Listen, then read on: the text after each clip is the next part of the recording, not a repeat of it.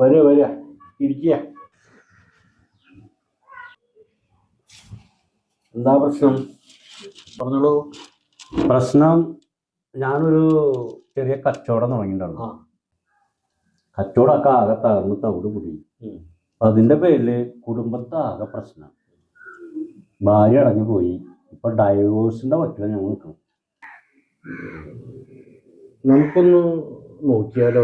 വേണ്ട വേണ്ട, നോക്കൊന്നും വേണ്ട. ഇതുമാതിരി പ്രശ്നം നോക്കിയതാണ് എന്റെ പ്രശ്നം. ഇപ്പൊ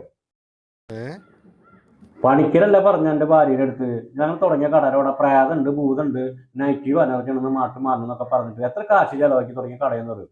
ഈ പണിക്കര വാക്ക് കേട്ടിട്ടുണ്ട് അവളെ ഈ കട കൂട്ടാനുള്ള കാരണം, ഈ പ്രശ്നങ്ങൾക്കൊക്കെ കാരണം. അത് സത്യം തന്നെയാ. ആ സ്ഥലത്ത് എന്ത് ചെയ്താലും ഒരു കാര്യം ഉണ്ടാവില്ല. ആ സ്ഥലം വളരെ മോശമാണ്. അവിടെ ഒരുപാട് പ്രേതാത്മാക്കൾ ഉള്ളതാ. മാടനും മറവിയും മറ്റുള്ള കാര്യങ്ങളൊക്കെ ഉള്ളതാ.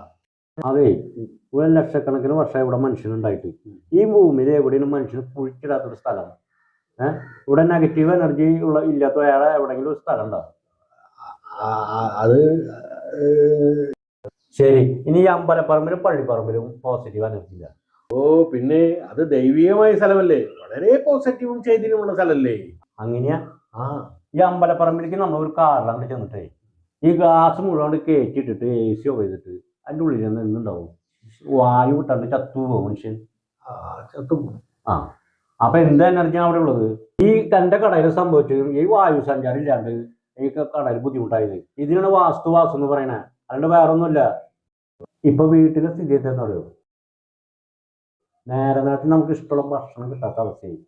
ഇവിടെ ഒന്ന് പണിക്കര് പറഞ്ഞ പ്രകാരം നമുക്ക് ഇഷ്ടമുള്ള ഭക്ഷണം ഒഴിവാക്കുമ്പോൾ നമ്മുടെ ശരീരത്തിൽ പോസിറ്റീവ് എനർജി ഉണ്ടാവും, വിൽ പവർ ഉണ്ടാവും പറഞ്ഞു. വീട്ടിലിപ്പോ ഇഷ്ടമുള്ള ഭക്ഷണം ഒന്നുമില്ല. ഞാൻ പറഞ്ഞത് ശരിയാണ്. ഈ ആചാര്യന്മാരും സന്യാസിമാരും ഒക്കെ അവർക്ക് ഇഷ്ടമുള്ളതൊക്കെയും ത്യജിച്ചിട്ടാണ് അവർക്ക് ഈ ശക്തി കിട്ടുന്നത്. ഇതൊക്കെ ഈ സാധാരണക്കാരന് സാധിക്കുന്ന കാര്യങ്ങളുണ്ടല്ലോ പണിക്കര്. ക്യാൻസർ രോഗി ഏതെല്ലാം രീതിയിൽ ഭക്ഷണങ്ങൾ ക്രമീകരിക്കുന്നു. ഷുഗർ രോഗിയാണെങ്കിൽ മധുരം എല്ലാ കാര്യങ്ങളും ഒഴിവാക്കണം. ഇവരാ അസുഖത്തിന് എന്തെങ്കിലും കുറവുണ്ടാകും. ഇതിനൊക്കെയുള്ള ഉത്തരം പണ്ട് ഗുരു പറഞ്ഞിട്ടുണ്ട്. ഏത് ഗുരു? ഗുരുദേവൻ. ഓ, ശ്രീനാരായണ ഗുരു.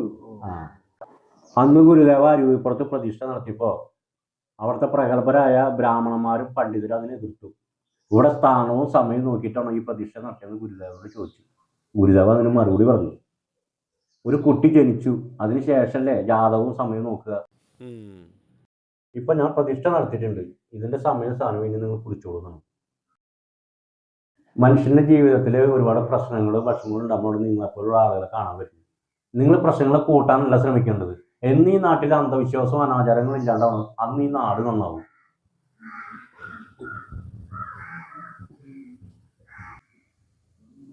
കേമന മഹാപണ്ഡിതൻ.